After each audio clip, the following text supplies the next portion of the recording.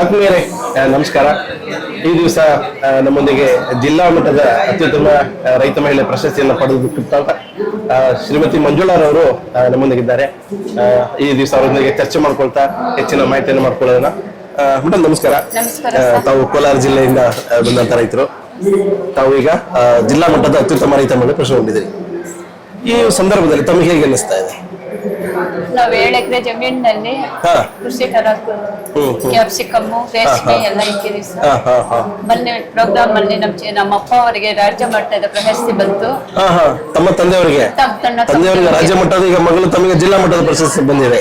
ಅವರು BSc ಮಾಡಿದ್ರು, degree ಮಾಡಿದ್ರು ನಮ್ಮ ತಂದೆಯವರು. ನಾವು BA ಪದವೀಧರರಾಗಿ ನಮ್ಮ ತಂದೆಯಿಂದ ನಾವು ಕೃಷಿಯನ್ನು ಮಾಡಬೇಕು ಅಂತ ಮಾಡ್ತಾ ಇದ್ದೀರಿ. ನಮ್ಗೆ ಹೇಗೆ ಅನಿಸ್ತಾ ಇದೆ ಈ ಸಂದರ್ಭದಲ್ಲಿ? ನಮ್ಗೆ ಸಂತೋಷ ಅನ್ಸುತ್ತೆ. ತುಂಬಾ ಸಂತೋಷ. ಇನ್ನ ಮಾಡಬೇಕು, ಇನ್ನ ಇಂಪ್ರೂವ್ ಮಾಡಬೇಕು ಅನ್ನುವ ಆಸೆ ನಮ್ಮಲ್ಲಿ.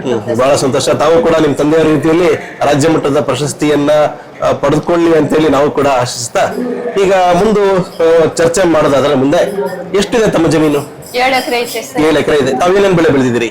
ರೇಷ್ಮೆ, ಕ್ಯಾಪ್ಸಿಕಮ್ಮು, ಮಾವು, ರಾಗಿ, ತೊಗರಿ, ಅವರೇ ಎಲ್ಲ ಬೆಳೆದಿದ್ದೀರಿ. ಎಲ್ಲ ಬೆಳೆದಿದ್ದೀವಿ. ಟೊಮಾಟೊ.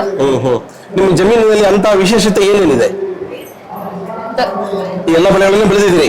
ಈಗ ತಾವು ರಾಜ್ಯ ಮಟ್ಟದ ಪ್ರಶಸ್ತಿಗೆ ಭಾಜನರಾಗಿದ್ದೀರಿ ಅಂತಂದ್ರೆ ನಮ್ಮ ತಂದೆ ಏನು ವಿಶೇಷತೆ ಇದೆ ಅದರಲ್ಲಿ? ತುಂಬಾ ಸಂತೋಷ, ನೆಮ್ಮದಿ.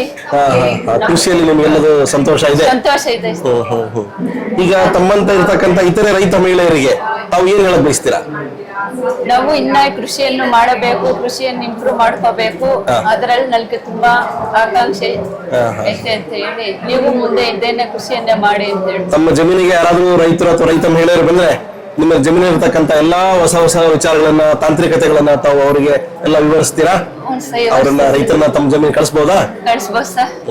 ಇನ್ನು ನಿಮ್ಮಂತ ಇರ್ತಕ್ಕಂಥ ರೈತರಿಗೆ ತಾವು ಕೊನೆಯದಾಗಿ ಏನಾದ್ರು ಒಂದು ಸಂದೇಶ ಕೊಡ್ತಾರೆ, ತಾವೇನು ಸಂದೇಶ ಕೊಡ್ತೀರಾ ರೈತರಿಗೆ ಅಥವಾ ರೈತ ಮಹಿಳೆಯರಿಗೆ? ಒಂದು ಸಂದೇಶ ಕೊಡೋದಾದ್ರೆ ತಾವೇನು ಸಂದೇಶ ಕೊಡ್ತೀರಿ? ನೀವು ಈ ತರ ಇಂಪ್ರೂವ್ ಮಾಡ್ಕೋಬೇಕು, ಈ ತರ ಮಾಡಬೇಕು, ಮುಂದಿನ ಪೀಳಿಗೆಗಾಗಿ ಇನ್ನ ಇಂಪ್ರೂವ್ ಮಾಡ್ಕೋಬೇಕು ಅಂತ ಹೇಳಿ ನನ್ನ ಮಗಳನ್ನು ಇಲ್ಲೇ GKVK ಸೇರಿಸಿದ್ವಿ ಸರ್.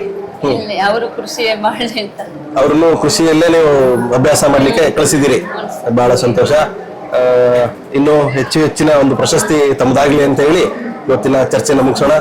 ಇದೊಂದು ಚರ್ಚೆಯಲ್ಲಿ ಭಾಗವಹಿಸಿದ್ದಕ್ಕೆ ನಮಸ್ಕಾರ.